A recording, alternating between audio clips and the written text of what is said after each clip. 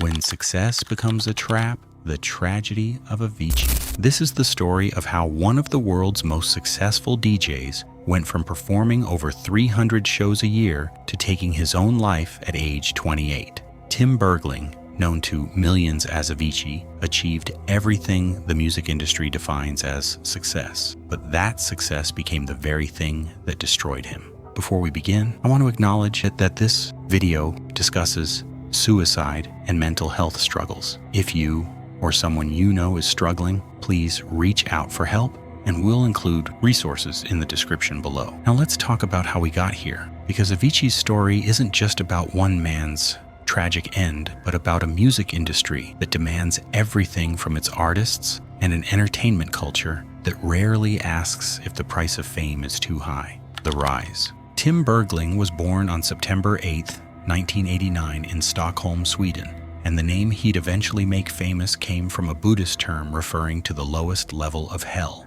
Looking back now, that choice feels almost prophetic, though at the time, it was just a young producer choosing a stage name that sounded unique. Music production started for him in 2006, but 2011 changed everything when Levels hit, and suddenly, Tim Bergling wasn't just another electronic music producer, but Avici, a global phenomenon. The song reached the top 10 in multiple countries and became the kind of track that defined a moment in music history, the kind people remember years later when they think about that era. DJ Mag's Top 100 DJs list ranked him number 3 in both 2012 and 2013, and his debut album True dropped in 2013 with Wake Me Up, which became one of the most streamed tracks on Spotify, and proved that electronic dance music could merge with country and folk to create something that dominated mainstream pop.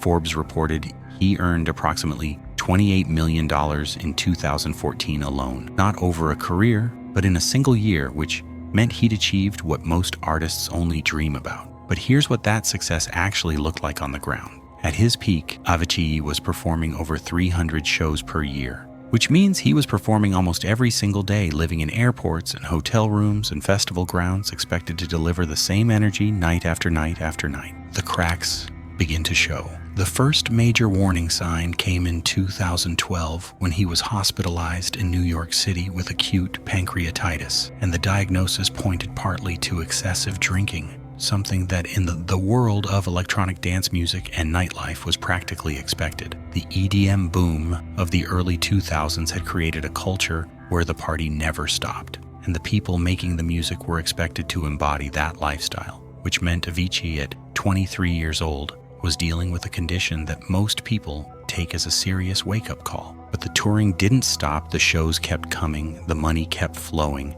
and the health problems kept getting worse. March 2013 brought the removal of his gallbladder and appendix, major surgeries that require significant recovery time, and yet he continued touring because the machine of his success demanded it, and he kept feeding it even as it consumed him. Multiple hospitalizations marked 2014, shows were canceled, his health was visibly deteriorating, and he was dealing with ongoing pancreatitis and other complications. But the industry doesn't have a pause button when there are contracts and festivals and millions of dollars at stake, and thousands of fans who bought tickets expecting to see Avici. The 2017 documentary Avici True Stories would later show footage from this period with images of a young man who looked exhausted and drained, dealing with serious health issues while somehow still being expected to perform.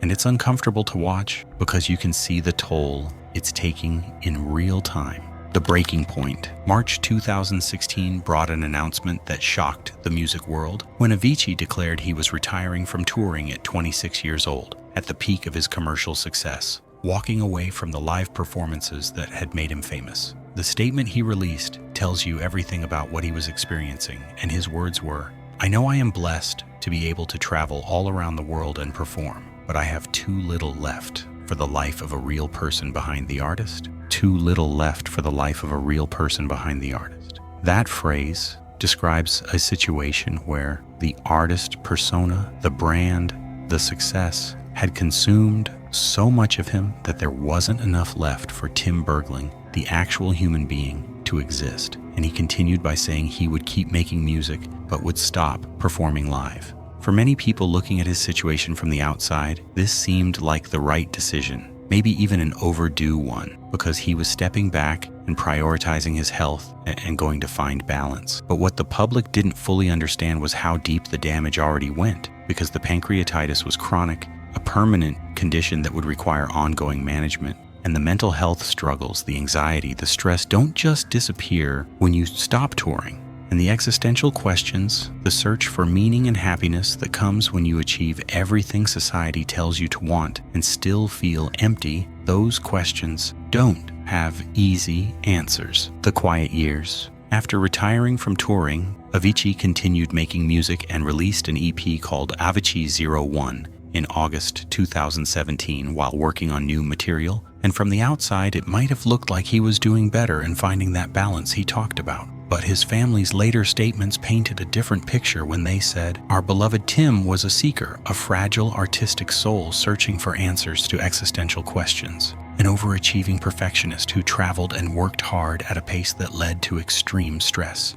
They continued with words that cut to the heart of everything. When he stopped touring, he wanted to find a balance in life to be happy and be able to do what he loved most, music. But he really struggled with thoughts about meaning, life, happiness, and he could not go on any longer because he wanted to find peace. That phrase, "he could not go on any longer," is the reality that his family had to confront. And stopping the touring had addressed one problem, but it hadn't solved the deeper issues because the damage, physical and psychological, had already been done. On April 20th, 2018, Tim Bergling died by suicide in Muscat, Oman, while on vacation at 28 years old, and the news sent shockwaves through the music industry and devastated millions of fans around the world. Here was someone who had achieved extraordinary success, who had stepped back to take care of himself, who seemed to be doing better, and yet the pain was still unbearable. His family's statement after his death acknowledged what had happened clearly when they confirmed he had taken his own life, and they asked for privacy but also wanted people to understand that this wasn't a sudden decision or an accident, but someone who had been struggling for a long time and seeking answers to questions about meaning and happiness that success couldn't answer. What this means. In the wake of Avicii's death, the music industry was forced to have conversations it had been avoiding, and other DJs and musicians began speaking publicly about their own struggles with the touring lifestyle, with mental health, with the pressure to maintain an image and a schedule that's simply unsustainable. The Tim Bergling Foundation was established by his family to support mental health awareness and suicide prevention, and the Avici Experience Museum opened in Stockholm in 2021, honoring his musical legacy while also addressing the circumstances of his life and death. The album Tim came out posthumously in 2019, completed by producers who had worked with him, and it stands as a final gift to his fans, but also a reminder of what was lost. The trap. So let's talk about the trap, because that's what this video is really about. And the trap isn't success itself, but what we demand from successful people, especially in entertainment. Avici performing over 300 shows a year at his peak wasn't an artistic choice, but an industry standard. Managers and promoters and festivals all taking their cut, all needing the brand to keep performing to justify the investment, creating a culture where saying, "I need to slow down," is seen as weakness or unprofessionalism rather than basic self-preservation. The trap is also internal, and Avici was described by his family as an overachieving perfectionist, which raises the question of what you do when you're someone who's driven to excel and you've reached the top of your field by the age of 22. How do you find meaning when you've already achieved everything? And how do you quiet the voice that says you should be grateful, you should be happy when you're falling apart inside? The trap is the disconnect between external success and internal peace, because you can earn $28 million in a year and still be miserable. You can have billions of streams and still feel empty. You can influence a generation of musicians and still struggle to find meaning in your own life. And perhaps most insidiously, the trap is that even when you recognize the problem and try to fix it, even when you retire from touring and try to find balance, the damage might already be done, because chronic pancreatitis doesn't go away and mental health struggles don't disappear just because you change your schedule, and the existential questions don't have easy answers. Legacy. Avicii's musical legacy is secure with songs like Levels, Wake Me Up, Hey Brother, and Waiting for Love embedded in the cultural memory of the 2010s. And he helped bring electronic dance music into mainstream pop, blending genres in ways that influenced countless producers who came after him. But his other legacy, the one his death forced into the open, might be even more important because his story made it impossible to ignore the human cost of the entertainment industry's demands. It made it harder to romanticize the lifestyle of constant touring and partying, and it opened conversations about mental health that the music world desperately needed to have.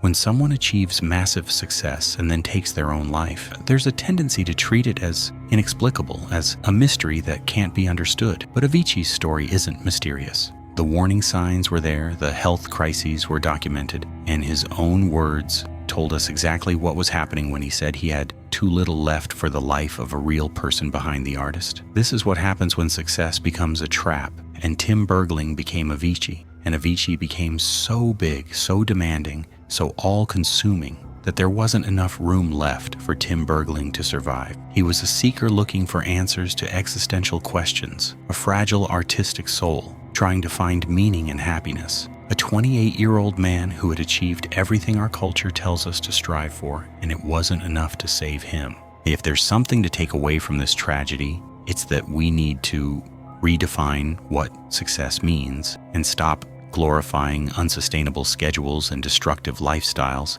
And we need to make space for artists to be human beings first and performers second.